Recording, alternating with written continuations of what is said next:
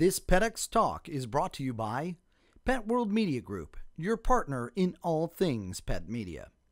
Additional funding and considerations provided by Nature of Pets, Project Blue Collar, and Dogwise Publishing. Are you ready to be empowered? Then join us for this PetX Talk. Hi, I'm Dr. Michael Fleck. I'm a practicing veterinarian. I've been practicing veterinary medicine for the last 42 years in Bradenton, Florida. I also am the owner and the creator of Epi-Pet product line. One of the products that I've created is the Epi-Pet Sunscreen spray, which is the only pet sunscreen that is FDA compliant or is authorized by the FDA to be used on pets. The reason why we're having this discussion is because we'd like to talk about the dangers of UVA and UVB light or sun rays on pets. We should understand that that people, of course, especially at this time of the year, and we're in midsummer, that the sun is very intense, and that we have to protect ourselves because of the damage that the sun can do to us. Of course, the two major concerns are sunburn and skin cancer. It's interesting that in people will be recognized that there'll be 3.5 million skin cancers that'll be caused by excessive sun rays. In addition to that, there'll be 8,000 melanomas that'll also be caused by sun rays, which of course are very dangerous to people and very life-threatening. What most people don't understand is that the pet, the canine, the horse, the feline, they're all subject to the same intense sun rays, and most people have not really recognized, and part of what this presentation is about is to make the general public and the pet owner aware that those same excessive sun rays, the UVA and UVB sun rays, can cause the same conditions in pets as they do in people.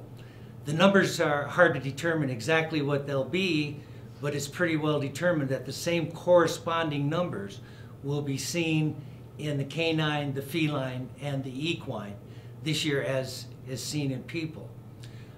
There's some other interesting things about that too. It's not just the health of the individual, but it's also the cost. It's guesstimated that it'll cost $2.5 billion just to treat the melanomas in people this year. So the cost for the pet owner and having all these skin cancers that can be produced by the excessive sun rays, of course, can be very costly also. Not necessarily to the level of $2.5 billion, but certainly very costly to each pet owner, as well as the emotional concern that each pet owner has about the damage that is done to their pet and the threatening of the life to the pet. It may be of a concern that people have thought that pets were well protected from the sun because they had fur or they had hair. And that is correct. That does help, but it doesn't help totally. The concern for the sun rays is that they can penetrate through the short-haired dogs, particularly those that are white and pink skin, just as they do with people with white and pink skin and short hair. So when we see people that have these skin cancers, we also have to recognize that the pets, particularly with the short hair, white and pink skin, have a high tendency to pick up skin cancer. Then we also think of those individuals that have a lot of fur, a lot more thickness in their coat. And again, that does protect them, but you know, the areas that they're not protected,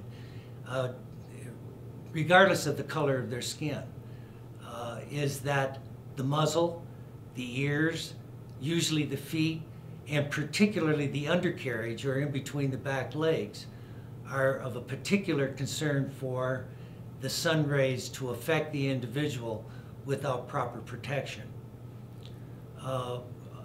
What we want to try to project today is that, again, we're trying to make the pet owner have an awareness that the pet has just as many opportunities to have sunburn and skin cancer due to excessive UVA and UVB light rays, and that people need to have them protected, and protected in the same way that we protect ourselves, and that is we try not to go out into the sun as much. And if we do, we try not to go out into the sun between, say, 10 o'clock and 4 o'clock or 6 o'clock in the afternoon. We also like to have ourselves covered or protected with clothing. You can't put clothing on pets unless you make the effort to do that. And if you do need to go out during that period of time, it would be helpful if you did do that, which is really contrary to what we think we'd like to do with a pet during the warm weather, because we think it can make them too hot. And of course, they can't have heat regulation, just like people can. But so the putting clothes on is not necessarily the best thing to do. So the best option is to do what we do ourselves as humans, and that is to use pet sunscreen. And I emphasize that it should be pet sunscreen, because human sunscreen really isn't developed and formulated to be compatible with the skin of the pet. So you should be using a pet sunscreen which is compatible with the skin of the pet. And you should also understand that you shouldn't just make unnecessary choices of ideas that you may think would be good skin protection for the pet with certain sunscreens, because the sunscreens are really a drug. They're a pharmaceutical as labeled by the FDA.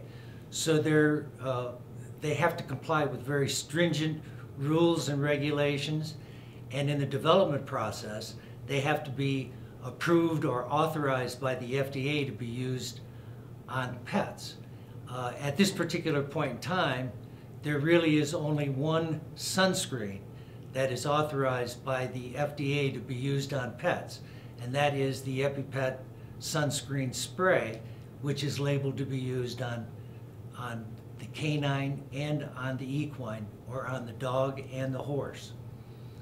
You know, again, this is the summertime, and we all are on vacation, and we're more athletic, and we take our pets outside with us more. We go to the lakes, we go to the beaches, we go into the woods, we go camping, we do hiking. While we're outside, we know that we need protection from the sun, and we use sunscreen. Don't forget your pet. Your pet also needs that same protection.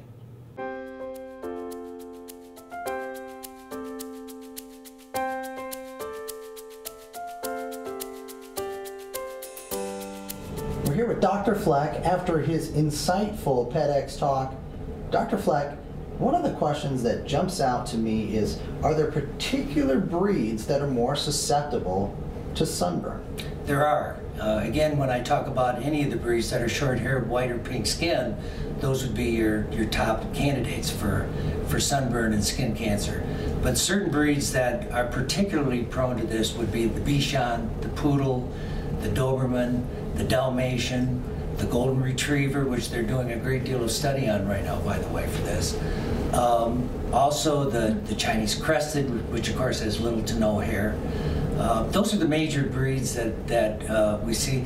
I also have a particular concern for boxers, because boxers seem to be like the #1 dog for skin cancer, of all different types of skin cancer, including the 3 types of skin cancers that you'll see from the sun, which, by the way, happen to be basal and squamous cell carcinoma and hemangiosarcoma. Now, how quickly can a pet receive a sunburn?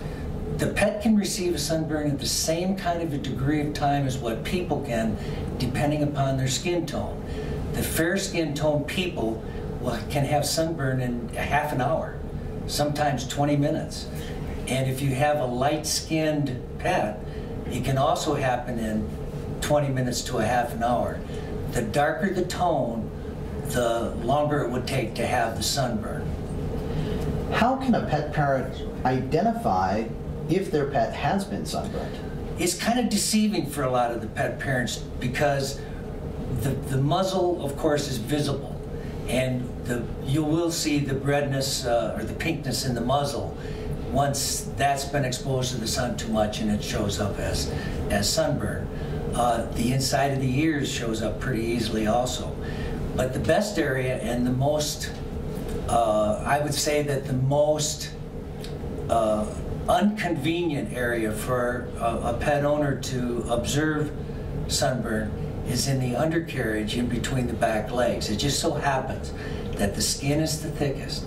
And don't forget that the direct sunlight is harmful, but the reflective sunlight is even more harmful. So if the pet is outside on cement, at the beach with the sand, or at the lake on the water, that reflective sun almost gives it a double dip.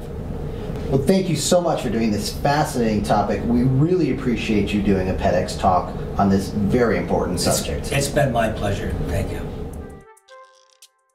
Thank you for watching this PetX talk. For more information about Dr. Fleck, visit Epi-Pet.com. Funding for PetX Talks is provided by Pet World Media Group, your partner in all things pet media. Additional funding and considerations for PetX Talks is provided by Nature Pets. Nature Pets can help you optimize your pet's health with premium organic supplements from the Amazon and Andes Mountains. Visit naturepets.com. Dogwise Publishing, all things dog. For all of your expert dog book needs, visit dogwise.com. Project Blue Collar. Support the Underdog is a movement to publicly identify and celebrate the rescue dog. Visit projectbluecollar.com. Special thanks to Pet World Insider, taking you inside the world of pets.